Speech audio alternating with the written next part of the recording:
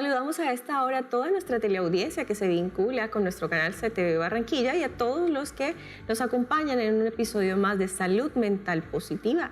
Como siempre les acompaña Maura Alejandra Herrera Bravo, neuropsicóloga clínica, y de mi mano el doctor Carlos José de los Reyes Aragón, profesor del Departamento de Psicología de la Universidad del Norte. Hola, Carlos. Hola, Aleja, ¿cómo estás? ¿Qué tal? Muy bien, gracias a Dios. ¿Cómo te ha ido? Súper bien. Excelente. Aleja, hoy vamos a hablar de un tema que a mí me gusta mucho. De hecho, en Salud Mental Positiva también estamos muy comprometidos con este tema y me hace recordar una imagen que he visto por allí en internet, y es que están como unos animalitos en la selva. Está un mono, está un caballo, una vaca y un pez, y está un profesor diciendo: vamos a ver quién es el mejor en este examen. ¿Y cuál es el examen?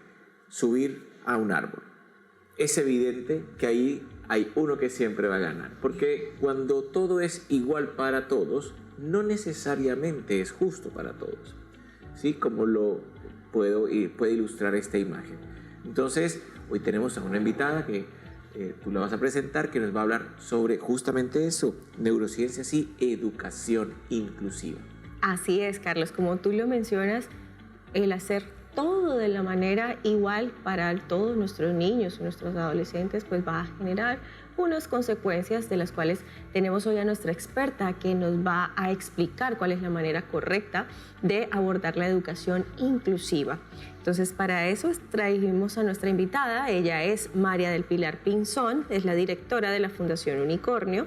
Ella es psicóloga de la Universidad Pontificia Bolivariana, especialista en necesidades educativas especiales de la Universidad Autónoma de Bucaramanga y magíster en neuropsicología de la Universidad de La Rioja de España. Tiene más de 20 años de experiencia en temas de educación inclusiva. Es docente de la especialización de neuropsicología de la UDI en Bucaramanga y de la especialización en neuropsicopedagogía de la Universidad Popular del Cesar en Valledupar. Es decir, tenemos a una súper experta en abordar este tema. Bienvenida, María del Pilar. Hola, muchas gracias por esta invitación y pues feliz siempre de hablar de temas de educación inclusiva y neurociencias y cómo lo podemos hacer para que esta combinación nos favorezca los procesos de salud mental. Claro que sí, bienvenida a Salud Mental Positiva. Estamos encantados de tenerte aquí. Así es, María del Pilar, quisiéramos primero abordar cuál es el aporte de la neurociencia a la educación inclusiva. Pues fíjate que los últimos hallazgos de la neurociencia nos han mostrado cosas que de repente ya venían hablando de diferentes modelos pedagógicos. Hablemos, por ejemplo, de Montessori, de Crowley. Nos venían diciendo: oye, cada estudiante tiene un ritmo de aprendizaje diferente, cada uno tiene una manera de aprender, y eso como que lo hemos escuchado siempre en el run run. Pero la neurociencia viene a demostrarnos que ese cerebro es único, es individual, y cómo podemos generar procesos de formación para cada uno de esos cerebros, sean neurotípicos o sean neurodiversos, y cómo la educación debe responder a esas necesidades implícitas que puede tener esos procesos de formación para cada uno de los individuos. Ok, has hablado de justamente eso, de neurociencias, y tal vez para nosotros y para nuestros televidentes es importante justamente ver qué es eso que es diferente, qué cosas son diferentes en esos cerebros de las personas neurodiversas, que podemos encontrar evidentemente, o muy probablemente haya algunas diferencias dependiendo de cuál es la neurodiversidad, pero en general, como cuáles podrían ser esas diferencias que se han encontrado desde las neurociencias. Bueno, hay un ejemplo muy típico que es los procesos de educación inclusiva cuando tenemos estudiantes con trastorno del espectro autista, por ejemplo. Ahí tenemos un niño con un cerebro neurodiverso que precisamente tiene un desafío a la hora de generar cualquier espacio a nivel educativo. Un niño con trastorno del espectro autista es un niño que es hipersensible a ciertos estímulos e hiposensible a otros estímulos. Entonces, para las instituciones educativas se convierte en todo un desafío, porque cuando no se han acercado a aprender sobre el tema del autismo, empiezan a encontrar: uy, pero este niño, ¿por qué grita?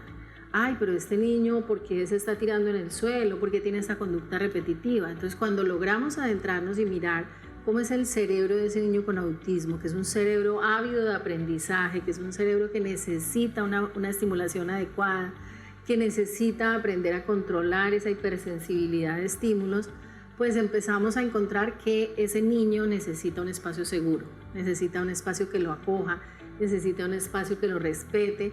Y ahí es donde encontramos cómo le mostramos al docente que cuidando su salud mental, porque obviamente es un desafío para un docente que no está formado para atender a este tipo de condición, cómo cuido mi salud mental a la hora de que atiendo a ese niño y a esa mamá, porque la mamá también es una persona que está muy alterada, muy ansiosa, no me lo van a maltratar, de pronto me lo van a excluir, le van a tratar de manera inadecuada, le van a hacer bullying.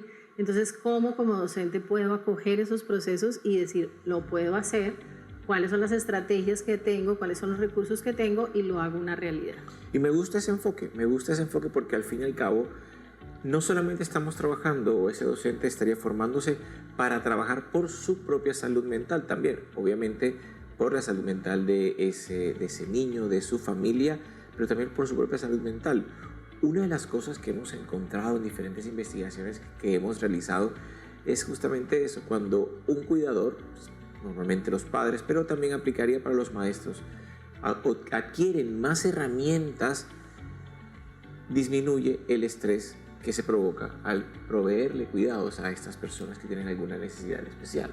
Claro, porque cuando yo logro entender qué es lo que pasa en ese cerebro y por qué está reaccionando, un ejemplo típico que nos pasa en las instituciones educativas, primer día de clase de un niño con autismo. El colegio está súper motivado, dice yo quiero hacer inclusión, no importa que el niño tenga autismo, yo lo voy a recibir. ¿Qué hace generalmente un colegio en un día, en el primer día de clase? Hace una fiesta. Y una fiesta para un niño con autismo es una explosión de emociones, claro, y una explosión de sensaciones. Es lo último que quisiera. Claro, que el niño termina en una esquina hiperventilado con un trastorno de ansiedad terrible, y cuando la mamá lo va a recoger está con los ojos así de tanto llorar, con los ojos rojos, hinchados, y la mamá no entiende qué pasó. Y parecería inadecuación del niño cuando realmente es una inadecuación de la actividad. Claro, entonces si yo como docente entiendo que eso va a ser una bomba de estímulos para él, puedo hablar con la mamá y decir, mira, tú quieres que él venga a la fiesta, tú quieres venir con él a la fiesta a ver cómo se siente, o quieres que mejor nos saltemos ese día de fiesta y él venga otro día y hagamos un proceso gradual donde ese proceso de inclusión sea mucho más amable, sea mucho más humano, sea mucho más de acuerdo a las necesidades que tiene el niño. Entonces, claro, a eso es a lo que queremos apostar, porque no es terminar tensionando todo el sistema educativo, sino cómo lo podemos hacer fácil, cómo lo podemos hacer amable, humano para la docente, humano para el colegio, humano para la madre de familia y humano para el estudiante. Y definitivamente esto no puede depender solo de voluntades, sino que hay una normativa, y esa normativa obviamente rige las instituciones educativas. Quiero que nos cuentes un poco, tú que conoces bastante de esta normativa, qué es lo que dice la ley colombiana, el Ministerio de Educación, sobre estos procesos de inclusión. Probablemente muchos padres de familia que tengan algún niño en estas condiciones puedan también conocer. Una labor importante es informarnos para saber incluso qué poder pedirle, solicitarle al colegio, y también que los colegios sepan cuáles son las obligaciones con este tipo de poblaciones. Bueno, desde la ley 361 del 97, Colombia tiene como obligación todo el tema de la educación inclusiva. Estamos hablando desde el 97, estamos hablando de educación inclusiva en Colombia. Sin embargo, a partir de esa primera ley que se generó, pues se fueron generando movimientos y convenciones. En este momento estamos en la Convención de Derechos de las Personas con Discapacidad a nivel mundial, que fue en el 2006, y a partir de esa convención en la que Colombia se suscribió, Colombia dice, bueno, hay unas obligaciones y unos compromisos que nosotros tenemos, y eso decanta en unas leyes, y una de ellas es el decreto 1421 de 2017, que nos viene a hablar de dos conceptos básicos: diseño universal para el aprendizaje y planes individualizados de ajustes razonables. Entonces el decreto 1421 nos viene a orientar cómo podemos ya hacer efectiva en el aula este tema de la inclusión desde esas dos estrategias, DUA y PIAR. DUA y PIAR. Quisiéramos que pudieras explicarnos un poco más acerca de estos dos términos para que nuestros televidentes en casa puedan entender detalladamente qué es lo que significa. ¿Qué es lo que significa? Resulta que Diseño Universal para el Aprendizaje ha tomado todos esos hallazgos de las neurociencias y empieza a decir lo que tú estabas comentando al principio. todas las personas tenemos habilidades diferentes. En el aula no podemos encontrar un aula donde todos los niños aprendan lo mismo de la misma manera. Entonces, Diseño Universal para el Aprendizaje es una estrategia que amplía las posibilidades para que no solamente el currículo sea realizado para el promedio de los estudiantes, sino que abramos las posibilidades a la mayoría de los estudiantes. Entonces, el DUA abre ese abanico y dice, el currículo no va solo al promedio, sino va a los que están por debajo del promedio, a los que están por encima del promedio y a los que están en el promedio. Pero ¿cómo se logra eso? Entonces, Diseño Universal para el Aprendizaje tiene 3 principios básicos, que es muy importante, y por eso desde la Fundación siempre hemos venido formando padre de familia, terapeuta y al colegio o a los docentes para entender estos 3 principios. Entonces, el primer principio dice múltiples formas de presentar la información. Entonces, ¿cómo le mostramos a ese niño neurotípico o a ese niño neurodiverso este concepto que queremos manejar? Vamos a manejar, por ejemplo, los colores. Yo recuerdo que yo aprendí los colores con una lámina. La profesora ponía una lámina en el tablero y decía, aquí hay una pelota roja, aquí hay una manzana, aquí hay... Sí, con objetos que tuviesen. Con los objetos con esos colores. Esa era la manera, o es la manera tradicional que nosotros aprendemos los colores. ¿Cómo se hacen desde Diseño Universal para el Aprendizaje?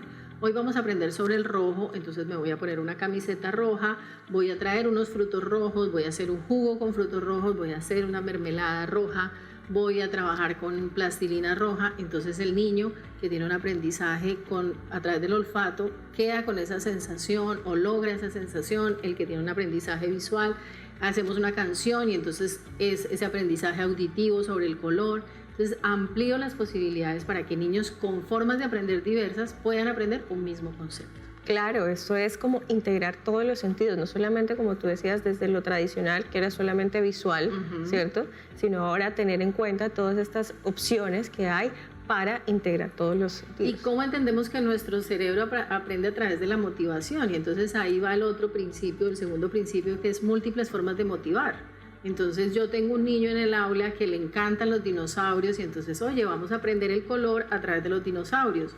O vamos a aprender X o Y concepto a través de los superhéroes. Y entonces voy enganchando ese proceso motivacional que tiene mi estudiante con esa habilidad o esa competencia que yo quiero desarrollar. Y en una tercera parte está ese tercer principio, que es múltiples formas de evaluar. No todos van a ser evaluados de la misma manera, que es lo que nuestro sistema educativo casi que ha perpetuado. Todos tenemos que hacer una evaluación escrita o una evaluación oral y es la única forma de evaluar. Sino que el Diseño Universal dice, tú como docente puedes empezar a evaluar desde que el niño llega al aula. ¿Cómo es su proceso? ¿Cómo recibía ese niño? ¿Cuál es esa valoración pedagógica inicial que yo hago? Y cómo ese niño va avanzando en diferentes niveles hasta llegar a un punto donde yo puedo decir que ya adquirió esa competencia o esa habilidad que yo quería transmitir. Ok, ese sería entonces el Diseño Universal para el Aprendizaje. Me parece muy interesante porque las neurociencias tendrían mucho que ver allí, ¿no? Básicamente incluso hay muchas teorías de neurociencias sobre aprendizaje en particular, de nueva información y cómo esa información se codifica mejor, por ejemplo, con el primer punto que decíamos, múltiples formas de mostrar información. Y es que cuando yo hago multiestimulación sensorial, la huella de memoria es mucho más rica. Claro. Y entonces hay más de dónde agarrar, ¿no? Como más cosas guardadas. Y se genera aprendizaje significativo. Por supuesto. Es algo que queda emocionalmente para mí y que no lo voy a olvidar nunca. Y otro aspecto interesante que has mencionado es que incluso aunque todavía está esa única evaluación para todos, una única forma de evaluación para todos, ya cada vez había habido, como he notado desde la práctica clínica también, cierta conciencia de que es necesario adaptar evaluaciones. Y ese solo elemento no tiene sentido, porque es que al fin y al cabo, si a un niño no le enseñas de la forma como tal vez pueda aprender o como pueda motivarse, que son los otros dos aspectos, probablemente va a tener el mismo resultado así le cambies la evaluación. Eso es muy importante porque no se trata solamente de evaluar diferente, sino, como lo mencionabas, mostrar la información diferente, motivarlo de forma diversa también y evaluarlo de forma diversa. Pero ahora hablemos del otro, ¿no? Del plan individualizado de ajustes razonables, el PIA. Sí, fíjate que este diseño universal logra de cierta manera un proceso desde esa desigualdad que había antes hasta de cierta manera generar procesos igualitarios dentro del aula. Entonces, con DUA podríamos decir estamos logrando una cierta igualdad dentro del aula. Pero cuando estamos hablando ya de planes individualizados de ajustes razonables, estamos individualizando necesidades específicas que puede tener ese estudiante. Entonces volvemos a este niño con autismo, a un niño con discapacidad auditiva, a un niño con discapacidad visual. ¿Cuáles son esos ajustes razonables que yo tengo que hacer en el aula para ser efectivo? Si yo tengo un niño, por ejemplo, con discapacidad auditiva y nadie maneja lengua de señas en la institución educativa, por más de que tú hagas un DUA y seas muy multisensorial, pues los procesos de aprendizaje de este niño con esta limitación auditiva van a ser muy limitados. Cuando incorporo un ajuste razonable, como tener un modelo lingüístico en el aula, como tener un intérprete si es un niño en bachillerato, o en la universidad el servicio de interpretación, ya estoy incorporando ese ajuste razonable que necesita esa población específicamente para llegar realmente a tener una educación equitativa. O sea, yo tengo una forma de acceder a la información igual que mi compañero que es sordo, ¿sí? Claro, y de hecho se trata entonces de tomar esa dificultad que tiene y excluirla de la ecuación, que básicamente es, tiene las capacidades. Disminuir la barrera. Claro. Eso es lo que nosotros hablamos en planes individualizados. Hay una barrera para el aprendizaje. En el caso de discapacidad auditiva, es una barrera de comunicación. Entonces, ¿qué es lo que nos permite el plan individualizado? Identificar la barrera y decir cómo la disminuimos para que él pueda tener, igual que cualquiera de nosotros, ese intercambio de comunicación. Y es mucho más claro a veces cuando es una dificultad sensorial, pero cuando es una dificultad de tipo cognitivo, por ejemplo, un trastorno específico del aprendizaje, un déficit de atención, es más sutil al parecer y cuesta más trabajo a veces y pensar cómo puede ser ese ajuste razonable. ¿Qué experiencia has tenido en eso? Pues es muy bonito porque es mostrarle al docente eso que realmente pasa con el niño con una discapacidad cognitiva, que no es que no aprenda, sino que es que requiere unos procesos específicos de aprendizaje. Entonces, cuando yo hago ese ajuste razonable y le digo, por ejemplo, en lugar de que tú le pongas el cuento supremamente complicado, si le haces un cuento en lectura fácil, ese ajuste razonable de la lectura fácil hace que el niño logre entender lo que pasó en el cuento sin que sea todo un complique cognitivo para él, sino hacerle fácil los procesos de aprendizaje y acercarle esos procesos de aprendizaje. Entonces, cuando yo logro entender qué pasa con el estudiante con discapacidad cognitiva y quito y minimizo barreras actitudinales, porque muchas veces la mirada del docente es un niño especial, es un niño enfermo, es un niño que no aprende, es un niño que va a ser niño eterno, y no me doy cuenta que sí es dentro de esa neurodiversidad, es un niño que sí aprende, es un niño que puede ser autónomo, es un niño que puede desarrollar independencia, y cómo yo desde el aula puedo empezar a garantizar esos procesos de autonomía e independencia. Importante. Creo que es una visión muy amplia de lo que son estos dos términos, DUA y PIAR, que son fundamentales para la educación inclusiva. Así es. Lo otro tiene que ver, María del Pilar, en que si esta normativa rige para todas las instituciones o simplemente quien las quiera acoger. No, esta normativa es para todas las instituciones, inclusive desde la universidad, aunque el decreto 1421 no está específicamente para la universidad. Lo que nosotros desde la Fundación le motivamos a la universidad es no corten el proceso. O sea, ya vienes tú con un estudiante que ha recibido una planeación en diseño universal, que ha recibido unos ajustes razonables. No, la idea no es que la universidad corte el proceso, sino que la universidad tome ese PIAR, tome ese DUA y diga, bueno, ¿cómo lo incorporo dentro de mis prácticas? Y logro generar una trayectoria de aprendizaje completa, ¿no?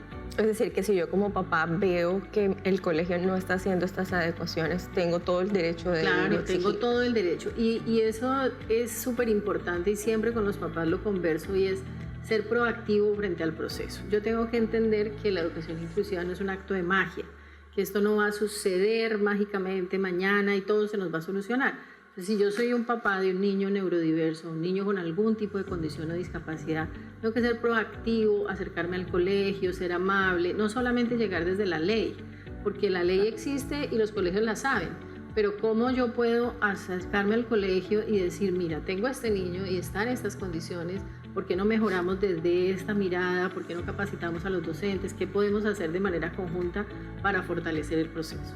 Así es. Y es algo muy bueno lo que dices, porque muchas veces los padres de estos niños neurodiversos ocultan el diagnóstico. Entonces dicen, no, yo no quiero que el colegio se entere, porque después lo van a etiquetar y él tiene muchas capacidades, y todo eso probablemente es cierto y lo hace el padre desde una buena intención, ¿verdad? Protección. Sí, como de protección. Pero en realidad creo que más bien está generándole un mal mayor, porque cuando el colegio no sabe nada, incluso pasa en las universidades, ¿no? Cuando el estudiante llega y no quiere decir nada y está en su derecho de hacerlo, en realidad está quitándose oportunidad de tener esos planes y esas adecuaciones importantes que le van a permitir justamente poder aprovechar ese aprendizaje y demostrar también en su rendimiento académico que está aprendiendo, que está desarrollando las competencias. Por eso es tan importante que no trabajemos solamente la educación inclusiva de una manera segmentada, sino que hablemos de la creación de comunidades educativas incluyentes. Y la comunidad educativa incluyente es entender que todos en la sociedad tenemos que trabajar por la inclusión, porque son siglos donde las personas con discapacidad se han visto relegadas. Entonces una mamá, cuando se enfrenta a tener un hijo con algún tipo de discapacidad, dice, lo más seguro es que me lo van a excluir. Pues yo no voy a llegar sabiendo que ya me han cerrado 10 puertas en 10 instituciones. O sea, a mí me cuentan todos los días las mamás, oye, ya van 10 colegios, que me dicen no. Ya van 10 colegios que me cierran las puertas, ya van 10 universidades que me cierran. O sea, la próxima vez llego y no digo nada. Y entonces vamos, inclusive hacen con algún terapeuta, ayúdenmelo para que pase desapercibido y nadie se dé cuenta, y ya estando adentro miramos cómo solucionamos. Pero es trabajar sobre toda la comunidad, porque si yo como institución soy incluyente y abro esa puerta y digo, no te preocupes que aquí sí te vamos a recibir, pues es otra la mirada con la que yo llego, ¿no? Así es. Para el Pilar, a nosotros nos gusta también dejarle a nuestros televidentes recomendaciones prácticas. ¿Qué tipo de recomendaciones les darías a ellos para poder trabajar si tengo un niño neurodiverso?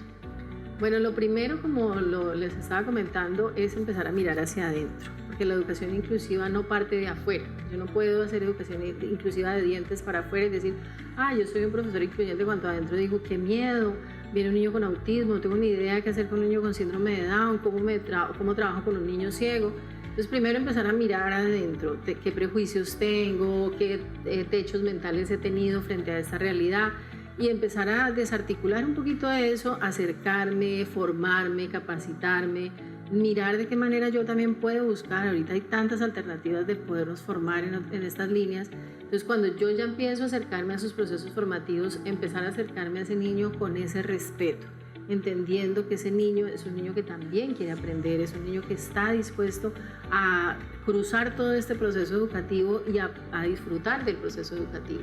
Y entonces empiezo a ser un poco más solidaria frente a eso. Pero lo primero es trabajar en mí y hacer y promover que en el colegio hayan unas políticas claras de inclusión. Las instituciones educativas arrancan muchas veces con, vamos a hacer PR, y entonces arrancan haciendo una cantidad de PR porque la Secretaría de Educación es lo que está pidiendo, pero resulta que no hemos capacitado a los docentes en qué es un diseño universal para el aprendizaje, en cómo son los planes individualizados, en cómo lo puedo hacer de manera más amable, y termino convirtiendo esta situación en una situación que no sé cómo manejar. Entonces, siempre entender que como institución educativa estamos aprendiendo, no tenerle miedo a decir, no sé sobre esto. Me preocupa mucho más a veces las instituciones que dicen, aquí ya sabemos todo sobre inclusión, pero tú vas y ves y los procesos de inclusión no están existiendo. Así es, hace rato estuvimos en la Universidad del Norte con una investigación sobre educación inclusiva. Eso ya hará unos 10 años, o sea que todavía había menos conocimiento, y encontrábamos justamente eso, que muchos docentes consideraban que sabían de cómo trabajar, cómo hacer su trabajo con niños con TDAH, en particular era la pregunta, con déficit de atención, pero luego le preguntábamos, bueno, pero ¿cómo lo haces? Y no era adecuado. Entonces, claro, era peor, porque el decir sí sé pero no lo sé hacer, pues prefería que dijera no lo sé hacer, porque por lo menos ya estaría interesado en encontrar una manera diferente de hacerlo. Sé que trabajas con la Fundación Unicornio y quisiera que aprovecháramos este espacio también en Salud Mental Positiva para que nos contaras qué hace la Fundación Unicornio para promover esta educación inclusiva. Bueno, nosotros trabajamos dos líneas muy fuertes en la Fundación, que parecieran desconectadas, pero que están muy ligadas. Una es todo el componente de educación inclusiva. Promovemos que todas las instituciones educativas, desde el preescolar, desde un CDI hasta una universidad en áreas de posgrado, tengan un proyecto de educación inclusiva, formalicen un proyecto de educación inclusiva, porque no es solamente decir estamos haciendo inclusión, tenemos niños, tenemos estudiantes, tenemos 3 o 4 estudiantes, no, es organizar unas políticas claras, es tener un comité de inclusión, es capacitar al personal. Entonces promovemos que todas las instituciones lo puedan hacer y tratamos de acompañarlos de una manera donde esa transición sea más amable para ellos. Entonces hemos venido capacitando docentes a instituciones educativas, padres de familia, porque el padre de familia también tiene que saber qué es lo que está pasando, y a los terapeutas que acompañan el proceso. Entonces hacia esas 3 líneas estamos desde educación inclusiva. Y hay otro componente que hemos venido trabajando hace 17 años que iniciamos la fundación, que es el tema de neuroarquitectura y accesibilidad. Y es cómo formar a los arquitectos a crear ciudades e instituciones educativas accesibles e incluyentes. Entonces pareciera que va desconectado porque van como a 2 poblaciones diferentes, pero un niño con discapacidad que no tiene un medio de transporte para llegar a su colegio, o que no tiene unas vías, o que el colegio está lleno de barreras arquitectónicas, pues tampoco se puede generar inclusión. Entonces esos son los 2 componentes que hemos venido trabajando en la fundación. Hacemos formaciones virtuales, online, capacitaciones presenciales a las instituciones para acompañarlas en ese proceso y decirles sí se puede, sí lo puedes hacer de manera amable, sin tensar tanto el sistema y haciendo que además mejores la calidad educativa de su institución. Claro, porque al final es calidad de vida y calidad educativa también de la institución, y salud de los funcionarios, de los profesores, del centro de orientación, de todas las personas realmente que hacen parte de la comunidad educativa. Creo que es algo muy interesante e importante de hacer, porque es aterrizar una ley que es un poco abstracta, pero que luego la operacionalización es difícil de hacer para la mayoría de las instituciones educativas, y bueno, qué bien que estén realizando esa tarea. Muy importante, exactamente, que los padres de familia, los educadores y esto que acabas de mencionar, los arquitectos, tengan en cuenta estas adecuaciones que se requieren para decir que realmente somos inclusivos, ¿verdad? Bueno, María del Pilar, de verdad agradecemos muchísimo que hayas aceptado nuestra invitación, que nos hayas acompañado hoy en Salud Mental Positiva. Las puertas de nuestro programa están abiertas para seguir tratando todos estos temas tan importantes que nos han pedido tanto a través de nuestras redes sociales. Bueno, quiero dejarles una invitación que siempre hago al final de cada uno de los eventos que hacemos desde la Fundación, y es invitarlos a hacer unicornios en un campo de caballos. Donde otras personas digan que la educación inclusiva no se puede, nosotros digamos sí se puede, y vamos a buscar y encontrar la manera para lograrlo. Excelente mensaje. Así es. Y a ustedes desde casa también les agradecemos por acompañarnos una vez más en Salud Mental Positiva. Recuerden que nos pueden encontrar en nuestras redes sociales. Aparecemos en Instagram como SM Positiva, también en las redes sociales del canal, y nos pueden escribir a través de la línea de WhatsApp 305-449-3758. Por ahora les dejamos un gran abrazo.